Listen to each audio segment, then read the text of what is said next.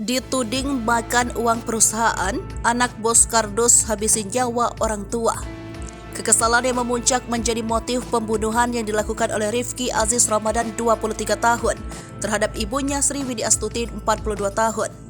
Selain menghabisi nyawa sang ibu, pelaku juga menganiaya sang ayah Bakti Aziz Munir 49 tahun hingga terluka parah dan kini terbaring lemah di rumah sakit.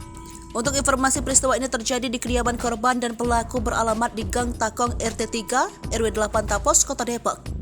Satu dari sejumlah faktor yang membuat pelaku hingga akhirnya gelap mata adalah ia dituding menggelapkan uang perusahaan. Seperti diberitakan sebelumnya, pelaku memang bekerja di perusahaan milik ayahnya, yakni usaha pengelolaan kardus yang mana posisi pelaku sebagai pengatur keuangan. Namun demikian, pengakuan berbeda dilontarkan pelaku pada kepolisian yang memeriksanya. Kalau dari tersangka tidak penggelapan uang, memang ada pembayaran yang delay, tertunda, ucap Arif. Sebelumnya diberitakan seorang anak berinisial RAR 23 tahun tega menghabisi nyawa ibu kandungnya SW 43 tahun dan menganiaya ayahnya sendiri BAM 49 tahun hingga terluka parah.